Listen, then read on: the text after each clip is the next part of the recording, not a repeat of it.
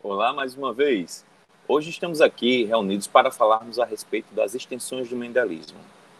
Bom, inicialmente, para falarmos de extensão do mendelismo, esse tema, curiosamente, ele vem a nos chamar a atenção que, como na natureza, essa natureza é esplêndida, algumas características que a gente pode observar, elas apresentam padrões diferentes daquilo que o mendelismo propõe, tá? Então, nem sempre, pelo menos em casos de cruzamento, quando a gente utilizava aqueles três métodos do quadro de Punnett, o método das linhas ramificadas e o método probabilístico, nós usávamos eles para tentar predizer, né, o resultado de uma descendência. Todavia, em alguns outros casos, como é o caso das extensões de mendelismo, nem sempre é possível de se definir uma descendência com total precisão dentro daquilo que seria esperado conforme postulado por Mendel. Então, há possibilidades de haver variações quando nós tratamos das extensões do mendelismo, né? E eu costumo dizer que a extensão do mendelismo, assim como o Mendel propôs suas leis, nós temos um dito popular que toda regra nós encontramos as exceções. E, neste caso, as exceções são as extensões do mendelismo. Né? Nós temos a possibilidade de que, na natureza, nós observemos proles que elas geralmente não são previsíveis, existe essa possibilidade, como a gente via com tamanha clareza ao observar os dados produzidos por Mendel por meio das suas experimentações.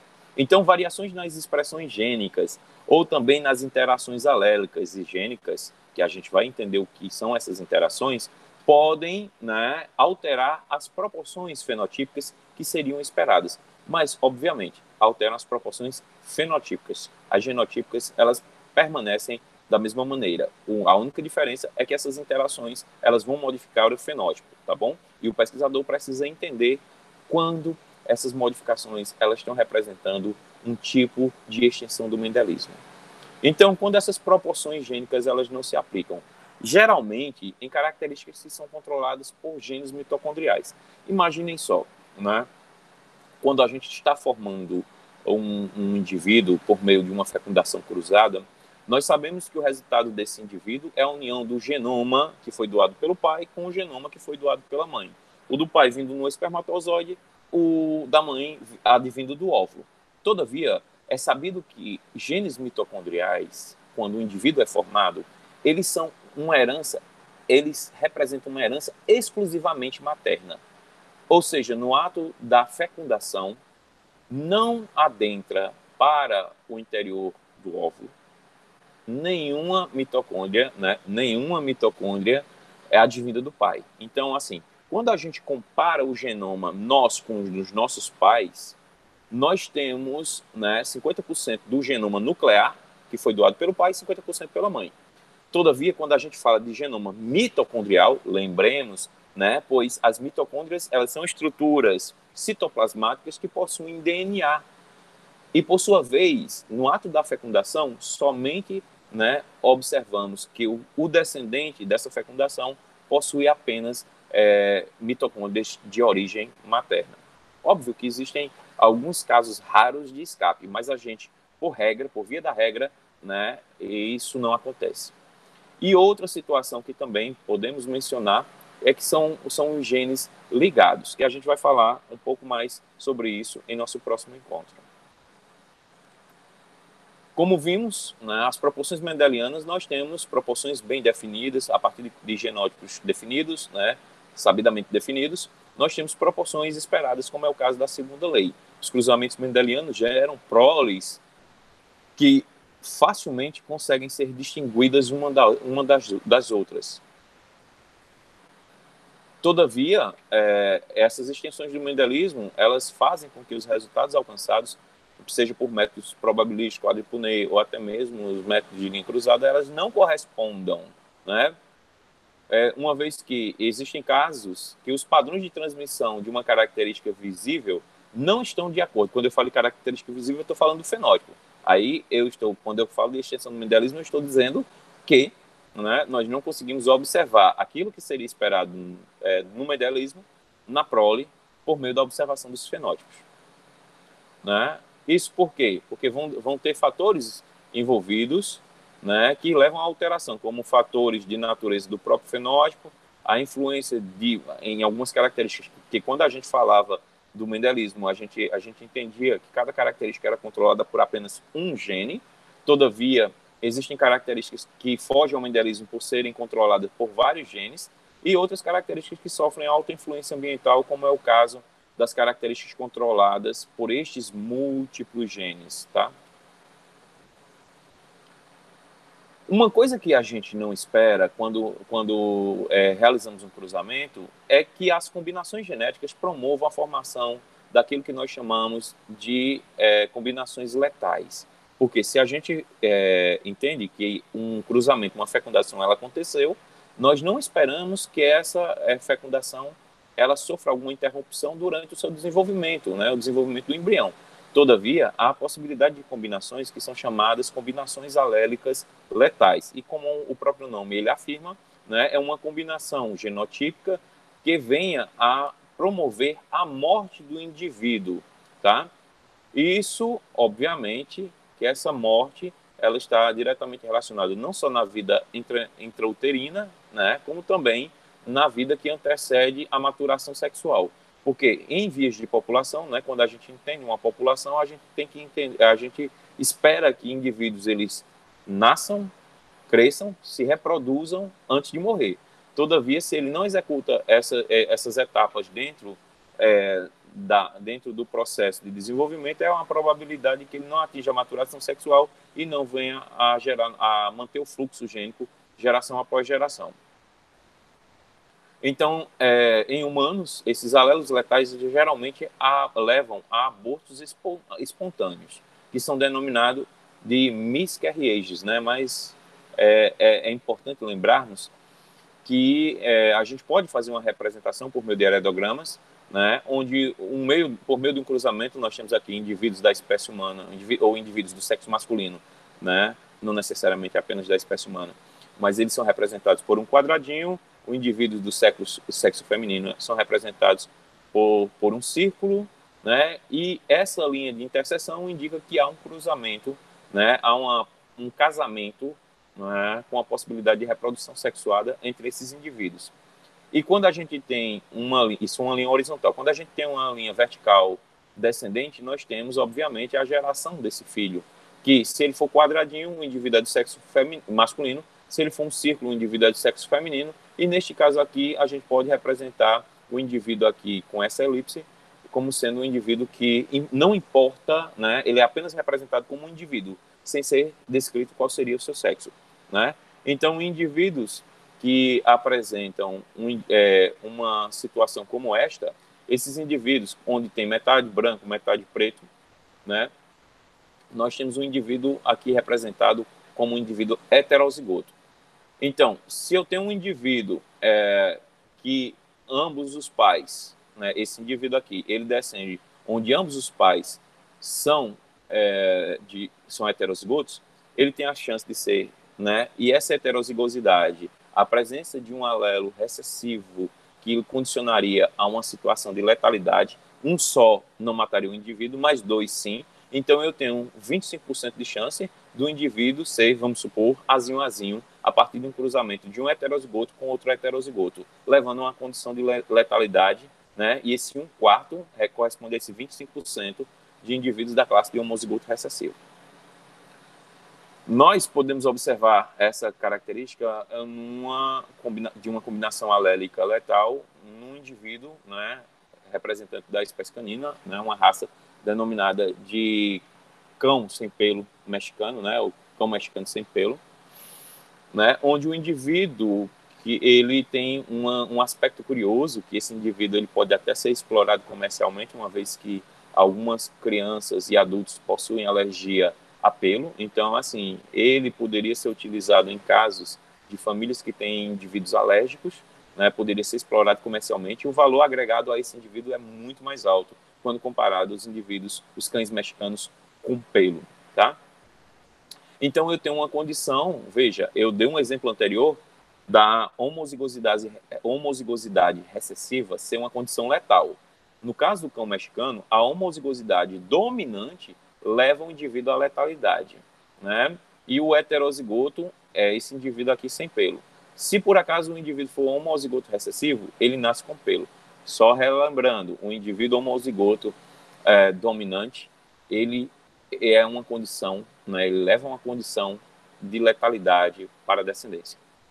Então, pensemos da seguinte maneira: se você pretende, como criador, multiplicar, qual seria a melhor multiplicar esses cães para ter uma grande descendência? Então, qual seria a melhor combinação de parentais para seu cruzamento? Vamos pensar com calma e vamos fazer as devidas deduções. Então, nós temos aqui um indivíduo homozigoto dominante com um indivíduo heterozigoto. Essa seria a melhor combinação para ter o seu cruzamento? Não, até mesmo porque o indivíduo homozigoto dominante, ele nem existe, ele nem chega a nascer. Então, essa condição, ela é improvável. Então, o que é que você faria? Cruzaria dois indivíduos heterozigotos, que são sem pelos, para ter a melhor descendência e um maior número de prole? Não, você também não faria isso daí. Por quê? Porque o indivíduo aqui heterozigoto daria a chance de 25% dos seus descendentes terem a condição da letalidade. Então, veja, essa situação nós não esperaríamos no mendelismo que fosse 3 indivíduos para 1, né, que é a proporção fenotípica. Neste caso, a gente só vai ter 2 para 1. Por quê? Porque esse 25% daqui, eles morrem. Então, isso é um caso de extensão do mendelismo. Não é? Então, para fins práticos, a combinação ideal de cruzamento ele seria de um indivíduo com pelo com um sem pelo, que aí respeitaria o mendelismo, né, onde nessa condição 50% dos indivíduos, né, aqui 2/4, que representa 50%, eles seriam sem pelo e 2/4 seriam com pelos. Então você respeitaria o mendelismo e teria uma maior probabilidade de aumentar a sua cria, né, o seu material de exploração, tá? Porque com esse cruzamento você elimina, quando comparado ao anterior, que você só teria 2 sem pelo e 1 com pelo, nesta combinação aqui você teria, né, 4 descendentes, trazendo para você que optou por fazer esse tipo de cruzamento, trazendo uma maior rentabilidade para a sua empresa. Além do mais, né, quando a gente trabalha com questões relacionadas ao mendelismo, nós lembremos que nós estávamos falando que uma característica é determinada por um único alelo, azão ou azinho. Todavia, na natureza, né, quando a gente compara, por exemplo, a cor do olho, nós não temos apenas uma cor do olho. Então, essa questão da existência de várias possibilidades para uma mesma característica, que a gente tem um gene que define a cor do olho, mas temos diferentes variantes que levam à formação do olho azul, o olho castanho escuro, castanho mel, o olho verde, né? Bem como outras tonalidades, né, observadas no globo ocular. E isso é em decorrência da existência na natureza de alelos múltiplos. A gente viu na aula de mutação que a mutação ela é a fonte de variação, né? Então, todos esses alelos múltiplos que são observados na natureza, eles são decorrentes de variações promovidas por mutação, né? Então, assim, no mendelismo, Mendel só trabalhava que era uma característica controlada por 2 alelos. Todavia, quando a gente vai para a análise de população, a gente tem muito mais do que isso, né? Então, é preciso entendermos que essas combinações não só têm um azão ou azinho, posso ter vários tipos de azão e vários tipos de azinho dentro de uma população.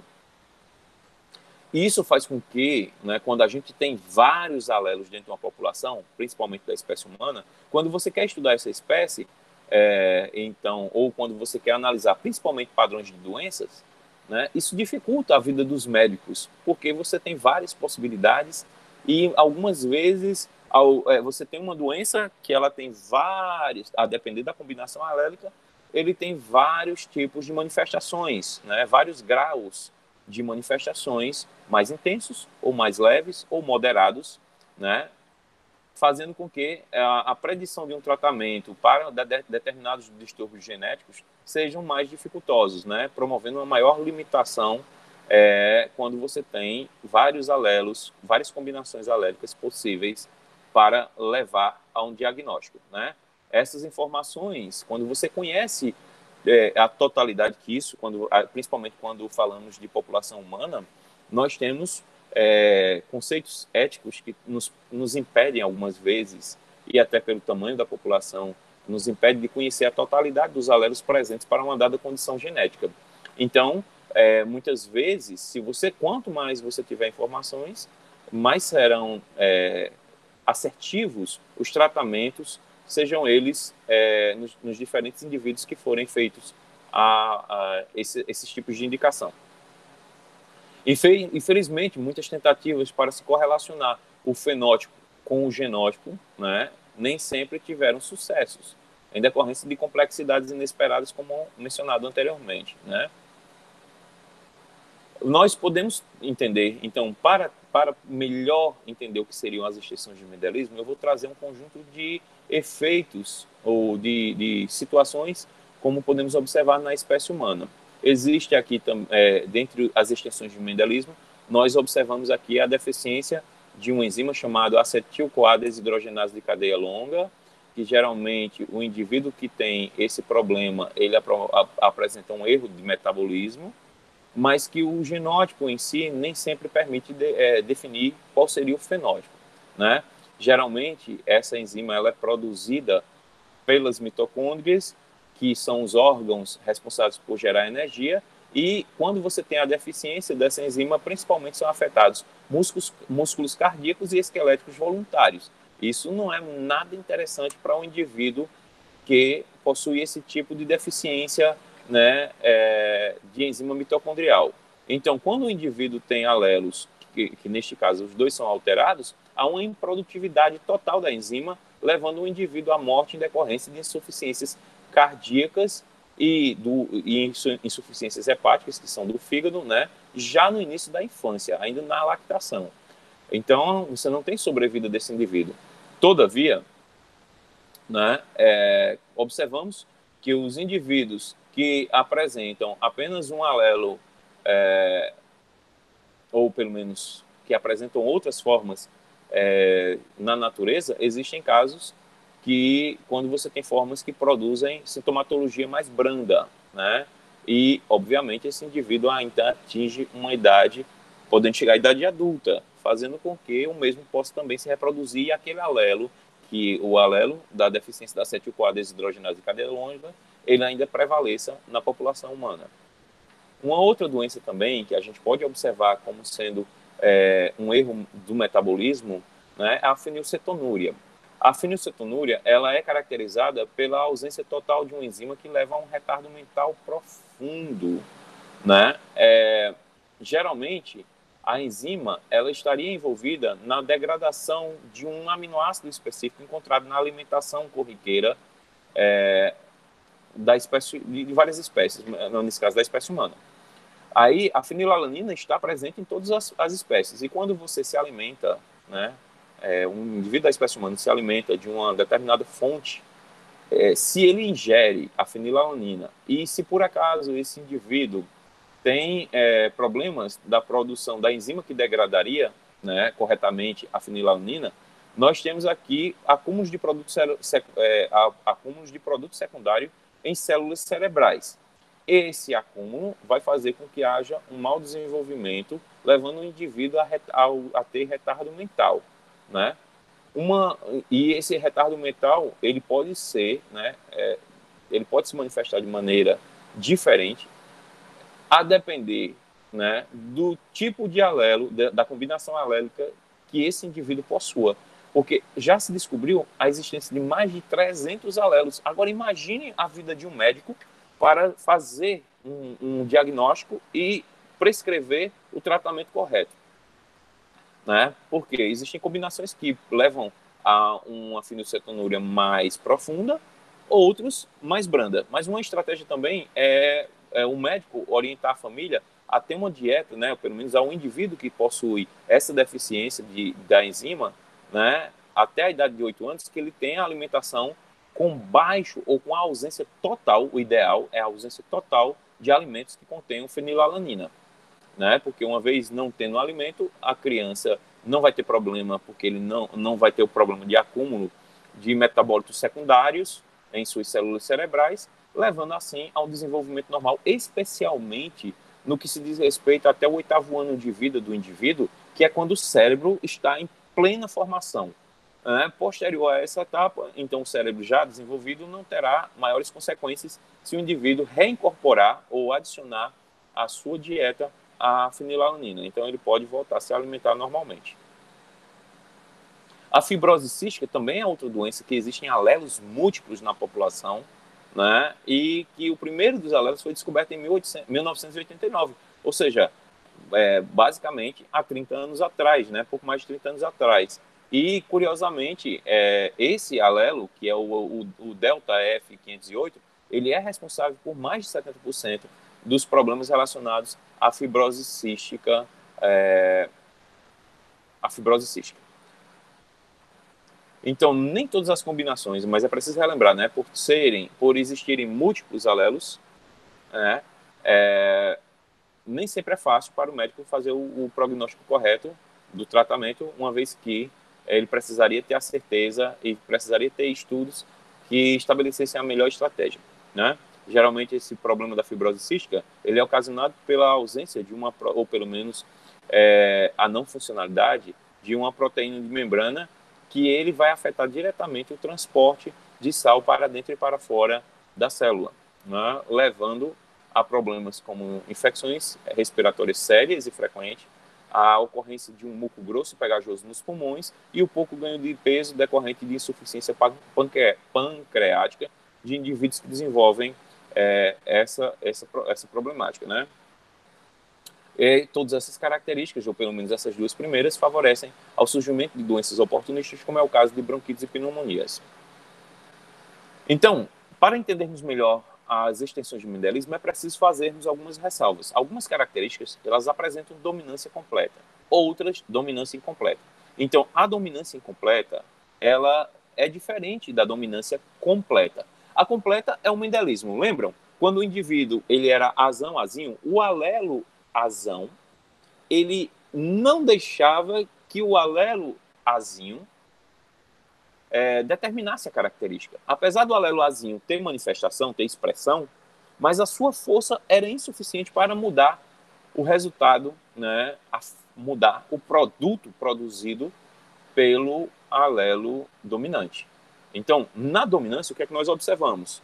Eu tenho um indivíduo homozigoto dominante, que tem uma característica, o homozigoto recessivo, que tem outra característica, e tem um heterozigoto, que é o azão azinho, que ele tem uma característica que, pela ocorrência, pela a presença do alelo dominante, ele vai ter a característica do indivíduo dominante. Isso é na dominância completa, certo?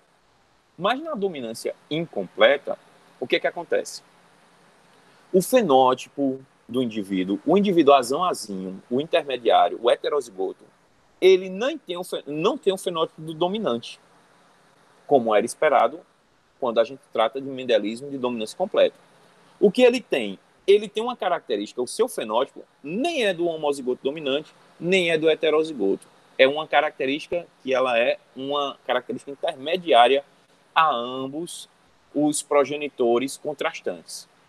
Então, por exemplo, nós poderíamos imaginar, bom, se a dominância, né, pela própria força da expressão, né, domina, a dominância incompleta, um tenta dominar e não domina, o outro tenta dominar e não domina. Então, se esse não domina, se esse não domina, ninguém domina. Tecnicamente, a dominância incompleta, ela é caracterizada como sendo a ausência de dominância, né? Isso pode ser observado em um exemplo, né, da ausência de dominância, é aqui, né, dessa dominância incompleta, que a gente pode observar na fibra do cabelo. Cabelos lisos, geralmente o indivíduo ele é homozigoto dominante. Eu falo geralmente porque hoje em dia existe o advento da chapinha, né? Então, assim, mas geneticamente, os indivíduos que têm cabelos lisos, eles são homozigotos dominantes. Os indivíduos que têm o cabelo ondulado, encaracolado, eles são homozigotos recessivos. No cruzamento mendeliano, onde a dominância é completa, a gente esperaria que os indivíduos do cruzamento de um homozigoto dominante com um homozigoto recessivo, eles fossem idênticos fenotipicamente ao indivíduo com cabelos lisos. Todavia, a gente observa que os indivíduos que são heterozigotos, eles apresentam uma dominância que ela é intermediária a ambos os pais, ok? Se fosse dominância completa, a gente teria como um exemplo esse caso da doença de Tay-Sachs, né? Tay-Sachs ou Tay-Sachs. Né? Nós temos que é um distúrbio que ele leva à degeneração do sistema nervoso do indivíduo. Neste caso, na dominância completa, então a gente tem aqui o indivíduo homozigoto, né? Já que se trata de uma doença recessiva. O homozigoto é normal. O heterozigoto, o indivíduo homozigoto dominante é normal. O homozigoto recessivo, ele tem degeneração do sistema nervoso central. O indivíduo que é heterozigoto, pela dominância completa, ele é igualzinho ao pai dominante. Ele é normal, mas ele tem o alelo em sua composição, ele é portador, tá? Mas ele não desenvolve a doença. Lembrem, né? Eu quero chamar a atenção. Isso é um caso, a doença de Tay-Sachs é uma doença de dominância completa. Já o caso que a gente observa na fibra do cabelo, onde o indivíduo heterozigoto é intermediário, nós temos uma dominância incompleta. Outro exemplo de dominância incompleta que a gente pode observar é o caso da flor boca de leão. O gene que determina a cor da flor é o gene W, onde a gente tem um indivíduo homozigoto dominante, que ele apresenta a cor vermelha, o homozigoto recessivo, ele apresenta a cor branca, e seria esperado que este indivíduo heterozigoto fosse semelhante à flor vermelha. Todavia, a flor resultante desse indivíduo de cruzamento que gerou um heterozigoto, ela apresenta a coloração rosa. É o fenótipo intermediário a ambos os pais contrastantes. Uma outra doença que também é de dominância completa é a chamada hipercolesterolemia familiar. Essa doença, ela é dominante, então o alelo que causa essa doença é um alelo dominante. Quando o indivíduo é homozigoto dominante, ele tem problemas sérios, né, porque ele não possui receptores nas células do fígado que captam colesterol que estava contido na corrente sanguínea. Então, o fígado é um órgão responsável também por eliminar essa gordura. Quando o indivíduo ele é homozigoto dominante, para essa característica, ele tem problemas sérios com acúmulo de gordura em diferentes partes do corpo, em diferentes tecidos, e, obviamente, o indivíduo ele tem problemas seríssimos e, geralmente, eles morrem com muito mais facilidade, como veremos logo após, né, logo adiante. Já o indivíduo heterozigoto, ele tem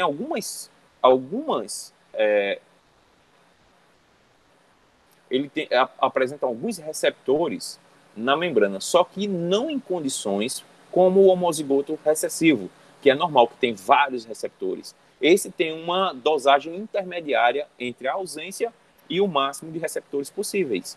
Então, ainda existem alguns receptores e esses vão exercer o papel de captar a gordura, o colesterol em excesso na corrente sanguínea, né? Então, vejam só, o indivíduo heterozigoto, ele não é igual ao homozigoto dominante, não é igual ao homozigoto recessivo. Ele pode, né, ter alguns receptores e pode trabalhar para remover o colesterol, só que em menor quantidade, né? Então, o indivíduo que é homozigoto dominante, que apresenta os dois alelos mutantes, ele morre ainda de ataque cardíaco quando é criança. Se o indivíduo ele é heterozigoto, tem apenas um alelo mutante, ele consegue sobreviver até a idade juvenil. Todavia, eles também sofrem com a ocorrência de ataques cardíacos ainda na fase jovem. Já se ele tiver os dois alelos selvagens, que seriam os dois alelos normais, vai ser normal, né, o indivíduo? E essas são as consequências, né, resultantes do acúmulo da gordura em diferentes tecidos. Nós podemos observar aqui, né, aqui a deposição de gordura nas articulações, na região da bacia, problemas relacionados também aqui nós podemos observar no cotovelo, ao redor das pálpebras e obstruções cardíacas, bem como também podemos observar o acúmulo de tecido adiposo nas nádegas, além, né, do que seria esperado.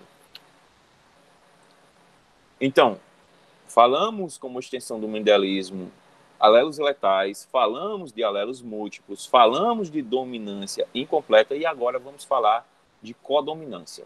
A codominância, veja, temos a dominância completa. Quem domina? Quem tem um alelo dominante. A dominância incompleta, o heterozigoto, ele é diferente, né? Ele é intermediário a ambos os homozigotos contrastantes.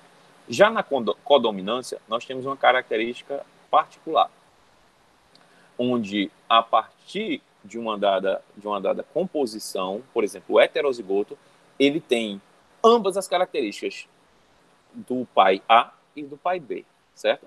Na ausência de dominância, o indivíduo nem tinha de A nem de B. Já na codominância, ele tem dos dois, ok? Para que fique bem claro. Então, o heterozigoto, ele expressa os seus dois alelos. Especialmente, né, um exemplo que a gente pode dar é o do que acontece no grupo sanguíneo do sistema ABO, né, da espécie humana.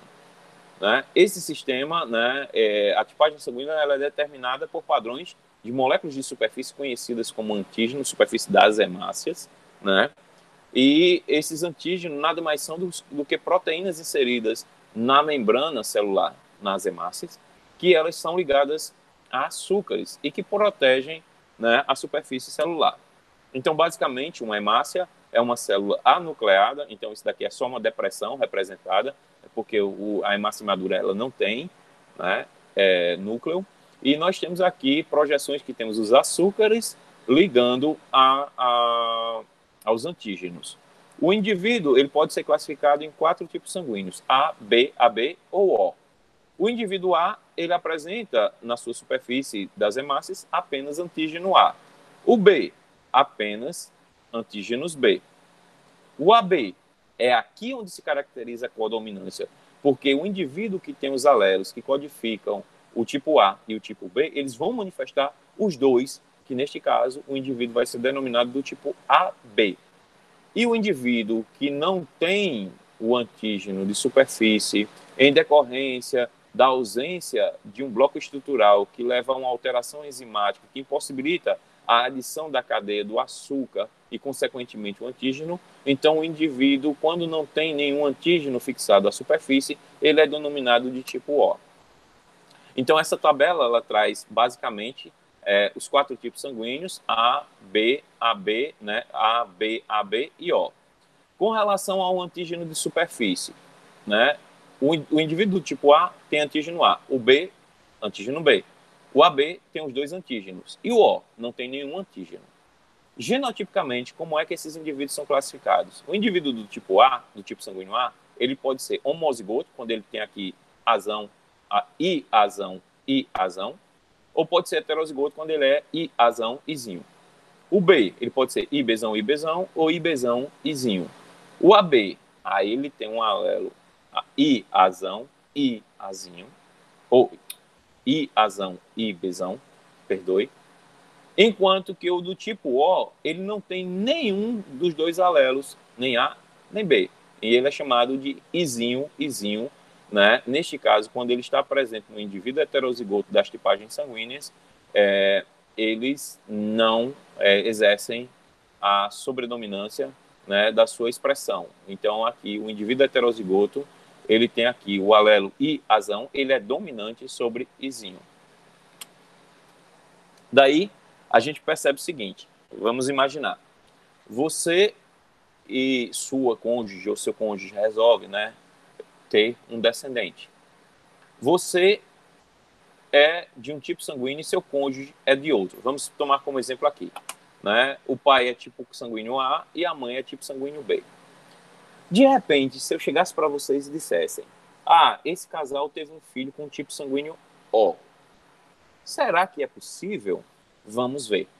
Então, o indivíduo, neste primeiro caso, o A, quando cruzado com o B, que é o exemplo aqui dado na questão. Se o indivíduo do tipo sanguíneo A, ele tem aqui, né, se ele for homozigoto para A e o indivíduo B for homozigoto para B, Quando ele realizar o cruzamento, os seus descendentes, né, o indivíduo que é homozigoto para A e para B, todos os descendentes obrigatoriamente são do tipo AB. Se o indivíduo A for heterozigoto e o indivíduo B for homozigoto, todos os descendentes ou eles são AB, né? Aqui a gente tem A com B, AB, A com B, AB. Ou eles são B com I, tipo B, B com I, tipo B. Então, se o indivíduo A for heterozigoto, os seus descendentes eles podem ser AB ou tipo B. Se por acaso o indivíduo A for homozigoto e agora AB for heterozigota, todos os descendentes desse casal serão AB ou tipo A. Todavia, se ambos forem heterozigotos, existe a possibilidade de ser aqui esse com esse AB, esse com esse B, esse com esse A, e esses dois aqui, Izinho e Izinho, levam à formação do tipo sanguíneo O. Daí o meu questionamento inicial, se seria possível ter um filho com a tipagem sanguínea O. É possível sim. Um outro caso aqui, curioso, reportado por alguns pesquisadores, foi um caso que houve com Charlie Chaplin. Charlie Chaplin, né, que é um cara que, particularmente, ele fez um trabalho espetacular junto à indústria cinematográfica, uma vez que ele foi um dos caras que trabalhou muito com a parte de cinema mudo. E Charlie Chaplin conheceu a Joan Barry, né? A Joan Barry em seus sets de filmagem. E Charlie Chaplin, além de ser ator, ele era diretor, escritor e tinha outras habilidades mais, né? Ele se envolveu com a Joan Barry e, como algum tempo após, a Joan Barry apareceu grávida e, curiosamente, haviam suspeito de que esse filho não era do Charlie Chaplin. Todavia, Charlie Chaplin ele não conseguiu ter essa comprovação, né, antes da sua morte. E o que acontece? Charlie Chaplin ele tinha tipo sanguíneo O, enquanto que então Charlie Chaplin tinha tipo sanguíneo O e Joan Barry tinha tipo sanguíneo B. Curiosamente, o filho deles dois nasceu com a tipagem sanguínea, então aqui o descendente deles dois nasceu com a tipagem sanguínea A. Isso seria possível? Bom, Charlie Chaplin ele é tipo O, né? Então vamos para o quadro de Punnett. Se ele é O, os seus alelos são Izinho e Izinho. A Joan Barry ela é tipo B. Todavia, né, o B ele pode ser um indivíduo homozigoto ou também ela poderia ter o tipo sanguíneo B com o genótipo heterozigoto.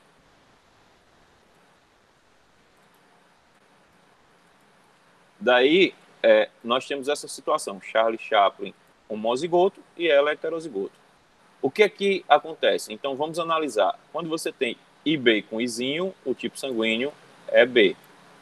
IB com Izinho, o tipo sanguíneo é B. IB, agora levando em consideração esse de baixo, IB com esse Izinho, tipo B. IB com esse outro Izinho, tipo B. Essa condição descartaria a possibilidade de que Charlie Chaplin fosse o filho dessa criança, ou fosse o pai dessa criança. Daí também temos essa outra situação, né, aqui, analisando, onde a Joan Barry é heterozigótica. Então, nós teríamos aqui IB com Izinho, daria B. Esse B com outro Izinho também daria tipo B. Esse Izinho com o primeiro Izinho daria O. E esse Izinho, agora com o segundo, também daria O. O que ficou constatado é que Charles Chaplin, realmente, ele não era o pai dessa criança, né? Então, a Joan Barry perdeu todos os seus direitos que seriam possíveis em decorrência do falecimento e que a herança ela foi devolvida, né, à família do Charles Chaplin e não ficou para a criança nem para Johan Belli. Mais um efeito, né, decorrente da extensão do mendelismo. Temos a epistasia. A epistasia é conhecida como o efeito sobrepujante, onde um gene epistático, ele exerce, então assim, você tem uma característica que ela, para ser determinado por esse, pode ser determinado por esse gene, mas esse gene é influenciado pela presença de outro gene, né? Então, quando um gene ele afeta a expressão de outro gene, ele é denominado de gene epistático, tá? E o efeito, né, é o efeito da epistasia. Então, se você tem dois genes controlando uma característica, se você tem esses dois genes, eles são denominados, e se um exerce uma influência sobre o outro, ele é denominado de epistático, né? Pode ter esse efeito, um alelo pode ter um efeito predominante sobre um dado fenótipo. Vamos tomar como exemplo, aqui ainda falando de tipagem sanguínea, um fenótipo que é conhecido como o fenótipo Bombaim ou Bombaine, né, como vocês queiram chamar. O que é que acontece? Esse genótipo, esse fenótipo recebeu esse nome graças à descoberta que foi feita de um caso na cidade de Bombay, na Índia, né, cujos indivíduos que eles possuíam geneticamente o sangue A, B ou AB, então seus alelos levariam à formação. Todavia, o que se observa é que todos esses indivíduos, apesar de ter os alelos que levariam à formação da tipagem sanguínea específica para A, B ou AB, todos eles eram tipo O. Alguns pesquisadores começaram a estudar e perceberam que essas pessoas elas não produziam uma enzima chamada de sua formativa chamada de H, que transformaria uma substância precursora do antígeno H.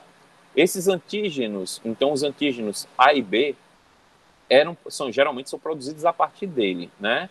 Desse modo, a ausência do produto da enzima H dominante faz com que essas pessoas que teriam a possibilidade de formar os seus tipos sanguíneos A e B, eles não formem nenhum antígeno de superfície, né? A enzima que é envolvida, né, é denominada fucosiltransferase 1, que ela é responsável por inserir aquela molécula de açúcar que dará suporte ao antígeno, né, na superfície da hemácia madura, na superfície da hemácia imatura. Todavia, quando o indivíduo tem um alelo Hzinho, né, o Hzão leva o indivíduo a formar os tipos A, B e AB, tá? Mas quando o indivíduo tem um alelo alterado, né, Hzinho, leva à formação de uma composição inativa da enzima H, né, que estaria da fucosiltransferase 1, e que, por sua vez, dificulta ou impossibilita, melhor dizendo, a incorporação do açúcar para que o antígeno A e B se fixe à superfície de membrana.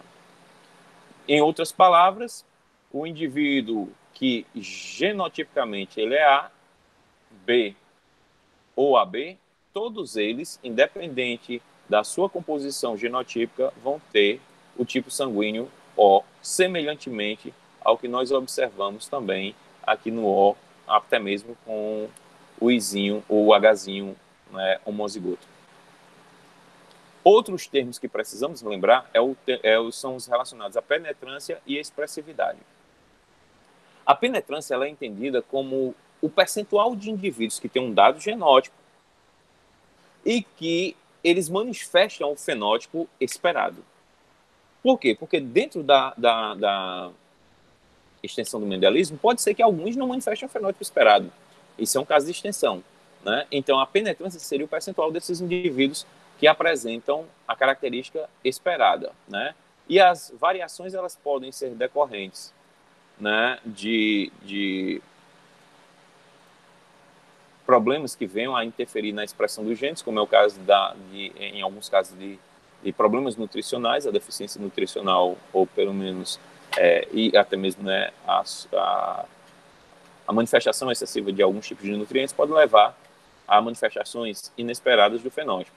A exposição a tóxicos, a algumas doenças e a ação de outros genes pode levar a uma penetrância distinta.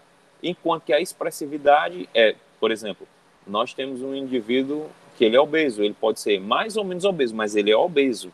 Então, assim, a gente tem diferentes manifestações de uma dada característica em diferentes intensidades. Isso é a expressividade, né? Então, no caso das fibroses císticas, duas pessoas podem apresentar níveis de sintomatologia diferentes, né? Com expressividades diferentes, tá? Isso a gente tem também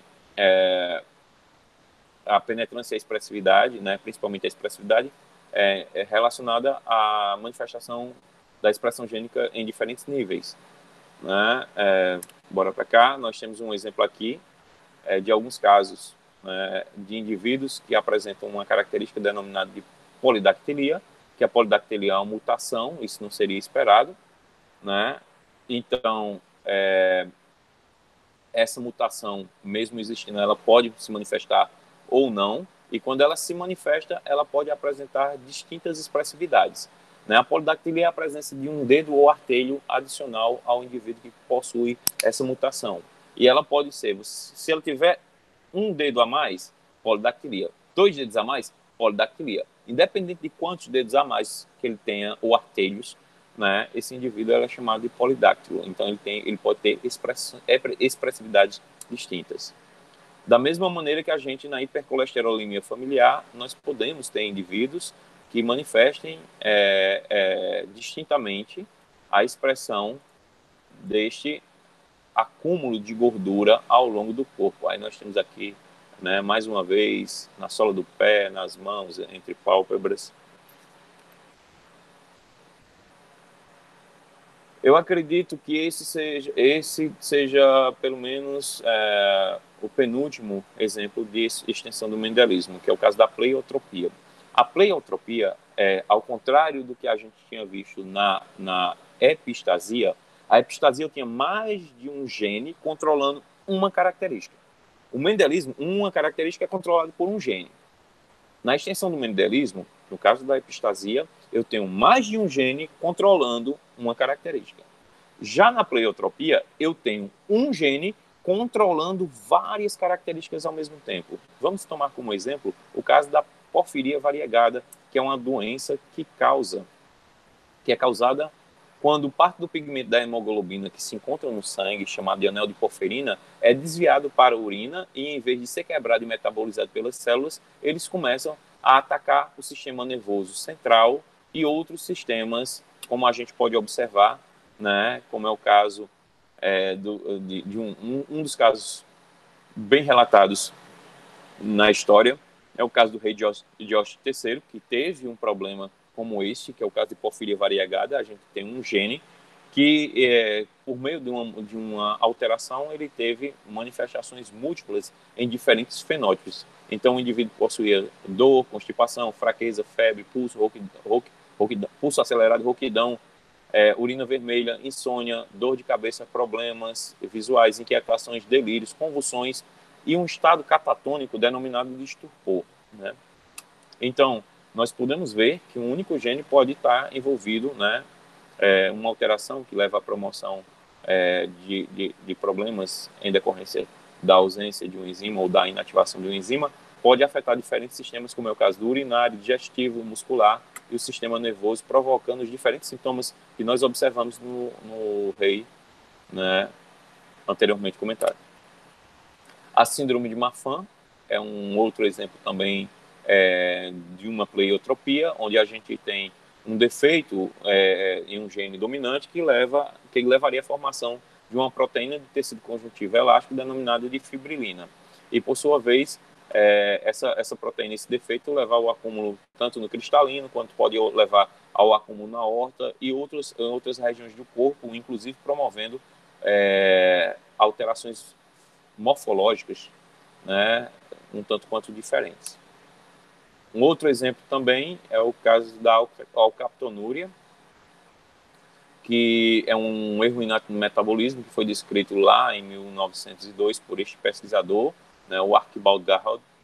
Né? Ele é decorrente da ausência de uma enzima chamada oxidase do ácido homogentésico, que foi descoberta, a enzima em si foi descoberta somente vários anos após, e que leva ao acúmulo de melanina em diferentes partes do corpo, até em produtos de excreção, né, como é o caso da urina. Curiosamente, existe um teste muito simples para se definir que o indivíduo tem alcapitonúria, é quando você deixa a sua urina em exposição ao ar atmosférico e essa, por sua vez, adquire uma coloração muito distinta, né? E essa alcapitonúria, ela leva a acúmulo de pigmentações de melanina em algumas estruturas, como eu havia falado, né?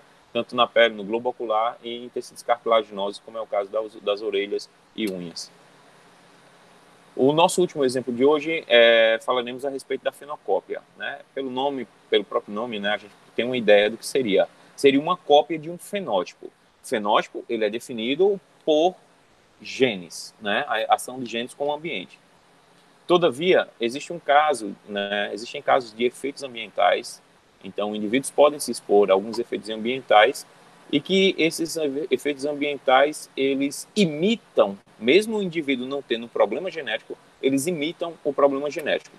Um exemplo deste que a gente pode relatar é o caso, né, de problemas de nascimento que começaram a acontecer quando mães grávidas começaram a ingerir a talidomida, né? A talidomida é uma medicação que é empregada principalmente no primeiro trimestre para a redução dos efeitos dos enjoos que as mães sentem durante o período gestacional. O que acontece? A gente tem um outro caso, né, que não tem nada a ver com a talidomida, que é a chamada de focomelia. A focomelia é uma doença que leva à formação, ou pelo menos à deformação e algumas vezes à não formação de membros, pode ser, né, superiores ou inferiores, em crianças. O que os médicos observaram é que muitas mães gestantes tinham feito uso da talidomida. Os médicos perceberam que quando as mães começaram a usar a talidomida, o índice de crianças que nasciam com problemas de formação dos membros aumentaram. E, inclusive, esse medicamento ele foi abolido em vários países e aqui no Brasil também, né, pois ele vinha ocasionando problemas de má formação dos membros das crianças. E os médicos pensavam que, na verdade, seria um problema genético, porque a focomelia em si é de origem genética. E, neste caso, a talidomida estava causando uma fenocópia, né, um fenótipo que seria parecido com a doença genética já previamente conhecida. Um dos casos, pelo menos, da existência de focomelia, então, neste caso, a fenocópia seria o exemplo de uma extensão do mendelismo, mas a focomelia nós temos aqui um exemplo de um cara, o Nick Vujicic, né, que escreveu esse livro, Uma Vida Sem Limites. Esse cara é um palestrante motivacional que nasceu com essa doença genética, né, e é um cara que a vida dele, como o próprio título do livro diz, é uma vida muito ativa, né? Nick, ele escova seus próprios dentes, mesmo não tendo seus membros superiores, ele nada, ele surfa, ele é casado, a esposa dele é normal, né? Apresenta todos os membros, seus filhos são saudáveis, né? Mas o Nick é um cara que demonstra que nos abre o olho sobre a possibilidade de ir além dos nossos limites, né? Então, quem tiver oportunidade pode ver alguns vídeos nas redes aí que estão distribuídas em canais como o próprio YouTube, né? E que tem vários relatos de participações em palestras do Nick. Ou então ter acesso às suas publicações, né? Para que vocês tenham mais um pouco de conhecimento sobre alguns eventos genéticos capazes de afetar a espécie humana. Então, gente, o nosso encontro de hoje acaba por aqui. Nós nos encontramos em nossa próxima webinar, tá bom? Fiquem com Deus e até breve.